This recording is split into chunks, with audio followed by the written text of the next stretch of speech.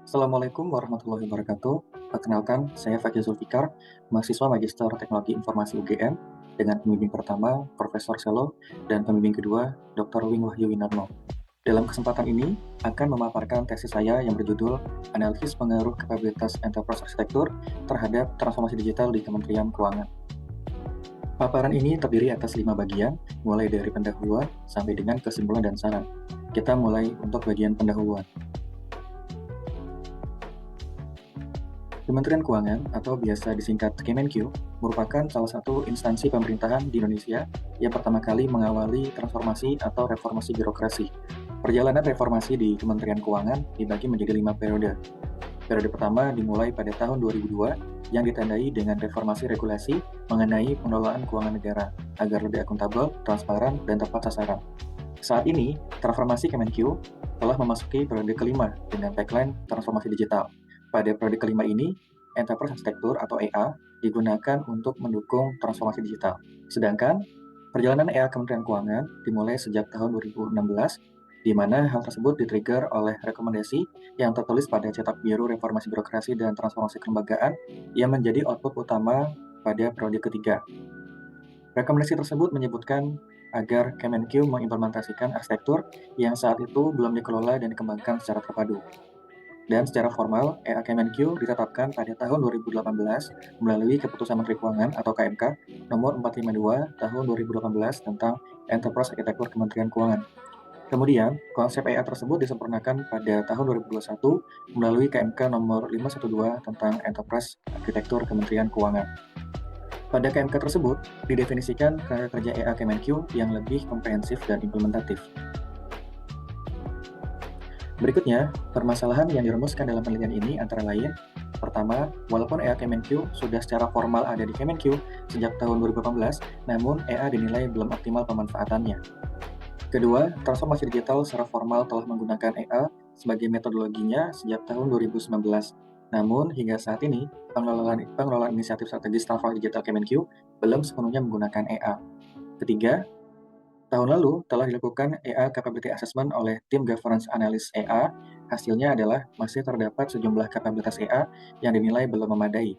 Selain dari kondisi pada lokus penelitian, peneliti juga mengidentifikasi permasalahan yang terjadi secara umum, yaitu berdasarkan penelitian dari Boston Consulting Group, saat ini tingkat keberhasilan dari transformasi digital masih sangat kecil, yaitu hanya 33%. Kemudian, berdasarkan white paper dari Open Group, disebutkan bahwa banyak organisasi yang mengembangkan EA hanya untuk melihat EA gagal memberikan manfaat di kemudian hari. Dan saat ini masih sangat sedikit penelitian yang membahas mengenai pengaruh antara kapabilitas EA terhadap transformasi digital. Kemudian pada bagian ini akan disampaikan mengenai tujuan dan manfaat penelitian. Adapun tujuan penelitian yang penulis ingin capai antara lain, pertama, mengetahui tingkat kapabilitas enabler, kapabilitas manfaat, dan juga transformasi digital di Kementerian Keuangan. Kedua, mengetahui pengaruh antara kapabilitas enabler terhadap kapabilitas manfaat. Ketiga, mengetahui pengaruh antara kapabilitas enabler terhadap transformasi digital di Kemenq. Keempat, mengetahui pengaruh antara kapabilitas manfaat terhadap transformasi digital di Kemenq. Dan terakhir, mengetahui strategi yang tepat untuk mengoptimalkan peran EA dalam transformasi digital di Kementerian Keuangan. Selanjutnya, mengenai manfaat dari penelitian yang dilakukan, yaitu secara teoritis, penelitian ini akan mengisi gap penelitian terkait pengaruh kapabilitas EA untuk mendukung transformasi digital, khususnya di sektor pemerintahan. Dan secara praktis, hasil penelitian ini akan menjadi rekomendasi teknis bagi tim EA Kemenq dalam meningkatkan kualitas pengelolaan EA Kemenq, khususnya kapabilitas EA. Harapannya, terjadi akselerasi dan harmonisasi transformasi digital di Kemenq dapat terwujud.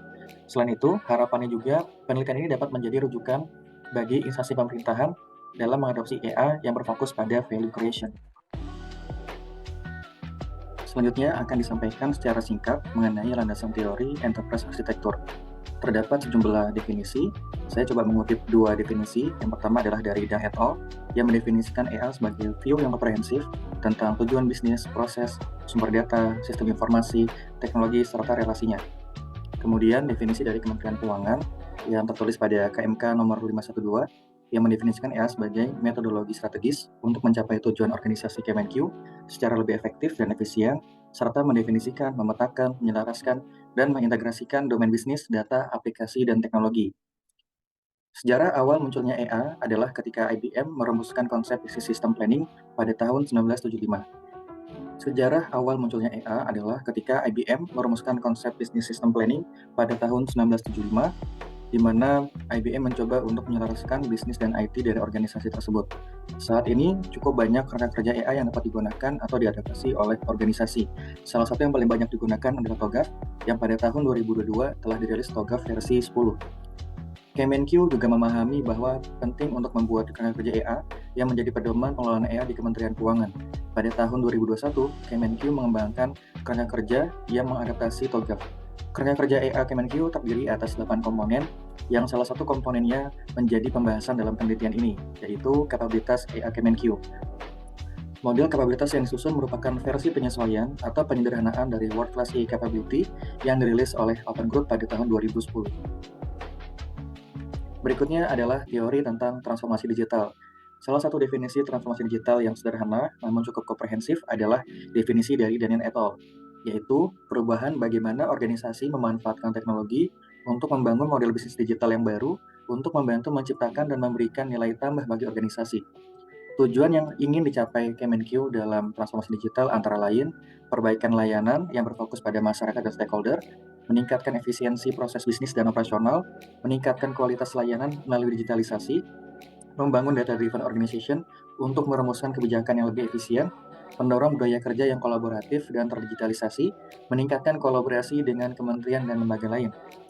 Transformasi digital di Kementerian Keuangan diimplementasikan melalui inisiatif strategis yang dikelompokkan dalam sejumlah tema. Berikut ini adalah contoh inisiatif strategis Kementerian Keuangan pada tahun 2022. Transformasi digital di Kementerian Keuangan dikelola oleh unit khusus bernama Central Transformation Office yang dipimpin oleh pejabat sekretaris jenderal dan staf ahli menteri bidang organisasi, birokrasi, dan teknologi informasi. Hipotesis yang diajukan dalam penelitian ini ada 4, yaitu kapabilitas enabler memberikan pengaruh signifikan positif terhadap kapabilitas manfaat. Kemudian yang kedua, kapabilitas enabler memberikan pengaruh signifikan positif terhadap transformasi digital. Hipotesis ketiga, kapabilitas manfaat memberikan pengaruh signifikan positif terhadap transformasi digital. Dan yang terakhir, kapabilitas manfaat memediasi hubungan antara kapabilitas enabler dan transformasi digital. Hipotesis tersebut digambarkan pada model berikut ini. Metode yang digunakan dalam penelitian ini adalah mixed method, di mana pendekatan kuantitatif dan kualitatif dikombinasikan. Pada tahap pertama, yang dilakukan adalah pengumpulan dan analisis data yang berasal dari kuesioner. Pada tahapan ini, analisis kuantitatif menggunakan metode PLSM, sedangkan analisis kualitatif menggunakan analisis konten. Berikutnya, pada tahap kedua, analisis kualitatif menggunakan analisis tematik. Bahan yang digunakan berupa data primer dan hasil kuesioner dan wawancara, kemudian data sekunder berasal dari regulasi dan laporan terkait.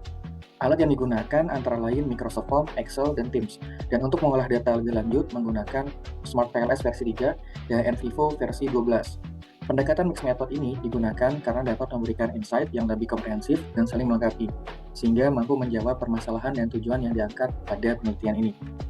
Selanjutnya kita akan membahas mengenai analisis kuantitatif. Analisis ini menggunakan Partial Least Square Structural Equation Model atau PLSM.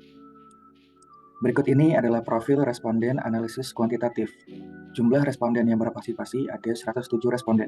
Dari jumlah tersebut, terdapat 4 data respon yang termasuk inattentive respon, sehingga data respon yang diolah lebih lanjut adalah sebanyak 103 data. Pada PLSM, tidak ada aturan kaku mengenai jumlah minimum responden, namun data yang diperoleh telah memenuhi syarat minimal beberapa teori yang ada, misalnya teori 10 times rule dari Berkeley et al. Pada tampilan ini terdapat informasi mengenai profil responden berdasarkan jenis kelamin, kelompok usia, tingkat pendidikan, kelompok jabatan, dan asal tim EA. Berdasarkan asal tim EA, terdapat perwakilan dari seluruh unit eselon 1 di lingkungan Kemenq. Dengan demikian, responden telah merepresentasikan dari unit Kementerian Keuangan. Berdasarkan isian responden, ditemukan beberapa indikator kapabilitas EA yang masih di bawah 4 dari skala 5 ordinal. Nilai terkecil adalah kapabilitas terkait leadership, kemudian disusul oleh kapabilitas terkait organisasi, dan juga arsitek, di mana masing-masing nilainya adalah 3,3 dan 3,6. Berikutnya, pemanfaatan EA pun masih dinilai belum optimal. Hal itu dapat dilihat dari nilai rata-rata seluruh indikator variabel kapabilitas manfaat yang masih berada di bawah 4 dari skala 5 ordinal. Untuk indikator pada variabel transformasi digital, seluruhnya sudah memiliki nilai di atas 4. Hal ini menunjukkan bahwa digital transformation di Kementerian Keuangan cukup baik. Tahapan utama pada PLSM adalah evaluasi model pengukuran dan evaluasi struktural model. Evaluasi pertama berfokus untuk menguji validitas dan reliabilitas dari model, sedangkan evaluasi kedua berfokus pada pengajuan hipotesis. Pada evaluasi pengukuran, model yang dievaluasi adalah seperti gambar di sebelah kiri. Terdapat dua indikator yang memiliki nilai outer loading di bawah 0,7, yaitu KI04 yang terkait dengan referensi, metodologi, dan standar, dan KI05 yang terkait dengan manajemen pengetahuan EA. Berdasarkan HER, nilai tersebut dipertimbangkan untuk dihapus atau dapat dipertahankan dengan melihat nilai AV. Kemudian, penulis mencoba menghapus kedua indikator tersebut dan dihasilkan seluruh nilai overloading berada di atas 0,7 dan nilai AV dari variabel KE meningkat dari 0,516 ke 0,693 sehingga penulis mengambil model pada sebelah kanan untuk dianalisis lebih lanjut. Kemudian, berdasarkan hasil pengujian discriminant validity dan internal consistency reliability, dapat disimpulkan bahwa model PLSM yang dirancang itu valid dan reliable. Pada evaluasi struktural, sebagaimana pada nilai yang tersaji, dapat disimpulkan bahwa model tidak memiliki isu kolinearitas, variabel endogen mampu dijelaskan oleh variabel eksogen, dan model memiliki prediktif relevansi. Berdasarkan uji hipotesis yang dilakukan, hipotesis 1, 2, dan 3 terbukti, yaitu signifikan dan positif. Sedangkan terkait hipotesis 4, korelasi antara variabel KE dan TD melalui KM tidak signifikan. Dengan demikian, variabel KM pada model yang dirancang tidak memiliki efek mediasi. Berikutnya kita masuk ke analisis kualitatif menggunakan analisis konten. Pada analisis kualitatif konten, data yang diolah adalah jawaban pertanyaan terbuka dari kuesioner. Jumlah data yang diolah ada 77 respon, jumlah tersebut di bawah data pada analisis kuantitatif. Hal tersebut disebabkan karena jenis isian pada kuesioner tersebut adalah tidak mandatori, sehingga terdapat responden yang tidak mengisinya. Berdasarkan gambar yang tersaji, seluruh tim EA telah memiliki responden setidaknya satu responden. Analisis konten yang dilakukan adalah mengidentifikasi kata-kata yang sering disampaikan oleh responden. Pada pertanyaan, bagaimana pengelolaan kapabilitas enable seharusnya, kata-kata yang sering muncul adalah seperti gambar dan tabel berikut. Kata-kata yang paling sering muncul adalah kata arsitek, dengan concern mengenai pemahaman dan kompetensi arsitek. Selain itu, penulis juga menyoroti mengenai leadership, di mana ada jawaban dari responden yang membahas tentang intensitas pimpinan dalam mengarahkan dan mengkoordinasikan tim EA. Pertanyaan berikutnya adalah bagaimana kapabilitas manfaat. Sebagian responden menjawab tentang pemanfaatan EA dalam proyek, program, dan strategi, termasuk di dalamnya EA sebagai dasar dalam pengambilan keputusan. Namun, hal tersebut dinilai belum optimal karena kurangnya engagement dari pimpinan. Pertanyaan ketiga adalah bagaimana transformasi digital seharusnya. Terdapat responden yang menyoroti tentang pentingnya sosialisasi proses transformasi digital kepada stakeholder tentang apa saja yang telah dicapai. Ada juga responden yang menyoroti pentingnya pemahaman yang baik tentang transformasi digital oleh level pimpinan dan juga pegawai. Transformasi digital juga seharusnya mendorong inovasi proses bisnis agar mendorong modernisasi, simplifikasi, dan juga efisiensi. Responden nomor 4 menyampaikan bagaimana seharusnya manfaat transformasi digital bagi stakeholder pegawai, internal proses, dan juga inovasi. Pertanyaan terakhir pada analisis konten adalah bagaimana peran EA terhadap transformasi Kemenq seharusnya. Sebagian responden menyampaikan bahwa peran EA adalah sebagai acuan dan membantu organisasi dalam menentukan skala prioritas program transformasi digital. Berikutnya, kita akan membahas tentang analisis kualitatif menggunakan analisis tema. Analisis tema menggunakan sarana wawancara. Pada tahapan ini, pengumpulan data dilakukan melalui wawancara dengan tim atau perorangan arsitek Kemenq dengan komposisi 2 tim dan 3 perorangan. Wawancara ini diselenggarakan menggunakan Microsoft Teams. Berikut ini disajikan visualisasi tentang kapabilitas kritikal yang harus diperhatikan oleh Kemenq. Kapabilitas yang paling banyak disampaikan adalah terkait kepemimpinan, organisasi EA, SDM, dan pemanfaatan EA. Tabel di sebelah kanan menunjukkan sentimen dari masing-masing kapabilitas. Kapabilitas kepemimpinan mendapatkan sentimen negatif paling banyak. Kapabilitas yang mendapatkan sentimen negatif perlu menjadi perhatian untuk diperbaiki. Berikut ini adalah insight tentang ekspektasi responden terhadap manfaat EA di Kemenq. Beberapa di antaranya adalah EA dapat mengurangi dan menghindari duplikasi, EA sebagai referensi dan source of truth, EA sebagai think tank atau konsultan internal dalam transformasi digital di Kementerian Keuangan. Kemudian, mengenai strategi penguatan EA Kemenq. Hal yang paling sering disampaikan responden adalah perbaikan pola leadership EA, kemudian EA awareness, penguatan kolaborasi dan komunikasi, optimalisasi pemanfaatan EA, penguatan engagement dengan stakeholder, dan penguatan kualitas arsitek. Berikutnya kita masuk ke bagian kesimpulan dan saran. Berdasarkan hasil analisis pada bagian sebelumnya, penulis menyampaikan kesimpulan sebagai berikut. Terdapat indikator kapabilitas EA di Kementerian Keuangan yang belum optimal, antara lain kapabilitas terkait leadership, organisasi EA, dan kompetensi tim EA. Selain itu, kapabilitas terkait pemanfaatan EA pada level strategis, program, dan proyek juga belum optimal. Yang kedua, evaluasi measurement model yang dilakukan menunjukkan bahwa model PLSM yang diusulkan valid dan reliable. Yang ketiga, hipotesis nomor 1, 2, dan 3 yang memprediksi adanya hubungan antara variabel berdasarkan evaluasi tersebut diterima. Sedangkan hipotesis 4 yang memprediksi adanya hubungan mediasi pada variabel KM ditolak. Berdasarkan analisis kualitatif yang dilakukan tersebut, hasil analisis deskriptif dan kuantitatif terkonfirmasi. Pada analisis kualitatif juga ditemukan potensi yang dimiliki oleh Kemenq, yaitu kualitas dan antusiasme SDM yang relatif baik sehingga lebih mudah dikembangkan dan diberdayakan. Kemenq juga telah memiliki kerangka kerja EA yang cukup komprehensif sebagai acuan pengelolaan EA Kemenq. Berikutnya mengenai saran yang penulis sampaikan berdasarkan kesimpulan yang ada.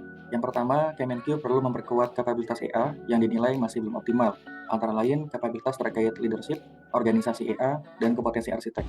Selain itu, kapabilitas terkait pemanfaatan EA, baik di level strategis, program, dan proyek juga perlu dioptimalkan. Yang kedua, penguatan kapabilitas terkait kepemimpinan EA dapat dilakukan dengan menunjuk pejabat atau pegawai yang tepat sebagai leader bagi tim EA. Leader tersebut memiliki pemahaman yang memadai tentang pemanfaatan EA bagi organisasi dan mampu memimpin tim EA dengan baik. Leader tersebut juga secara aktif berkomunikasi dengan top level manajemen dan mendorong EA sebagai salah satu metodologi strategis yang digunakan dalam merumuskan kebijakan organisasi. Yang ketiga, penguatan kapabilitas terkait organisasi tim EA dapat dilakukan dengan mempertimbangkan struktur yang lebih dedicated. Misalnya, tim EA pusat menjadi bagian dari tim transformasi organisasi atau CTO, sedangkan tim EA unit menjadi bagian dari tim transformasi unit eselon 1. Yang keempat, penguatan kapabilitas terkait kompetensi arsitek dibagi menjadi dua bagian. Yang pertama, pemilihan atau penunjukan dilakukan secara selektif dengan mengutamakan soft kompetensi dan portfolio, sebagaimana tertuang pada KMK 512 tahun 2021. Kedua, pengembangan kompetensi arsitek dapat dilakukan secara informal seperti sharing session, case study, dan keterlibatan langsung pada proyek arsitektur. Kelima, penguatan kapabilitas terkait pemanfaatan EA pada level strategis dapat dilakukan dengan menggunakan EA sebagai pendekatan dalam penyusunan Renstra Kemenq tahun 2024 sampai 2029 dan juga perumusan inisiatif transformasi digital Kemenq. Dalam pelaksanaannya, tim EA akan berkolaborasi dengan tim perencanaan organisasi dan juga top level manajemen. Pada tahapan ini, tim EA dapat berperan sebagai internal konsultan, sebagaimana tercantum pada inisiatif strategis tahun 2021, dan orkestrator transformasi digital sebagaimana KMK 512 tahun 2021. Keenam, penguatan kapabilitas terkait program dan proyek dapat dilakukan dengan pemanfaatan EA pada program dan proyek di Kemenq, terutama yang melibatkan lintas unit atau instansi. Kemudian, saran mengenai penelitian selanjutnya. Yang pertama, perlu dilakukan penelitian lebih lanjut yang melibatkan top level manajemen sebagai responden. Hal tersebut perlu dilakukan agar dapat memotret persepsi yang lebih lengkap dari sudut pandang pimpinan. Penelitian selanjutnya juga dapat membahas mengenai evaluasi EA nasional atau arsitektur SPB nasional dalam mendukung transformasi digital level nasional. Demikian presentasi telah saya sampaikan. Terima kasih atas perhatiannya. Assalamualaikum warahmatullahi wabarakatuh.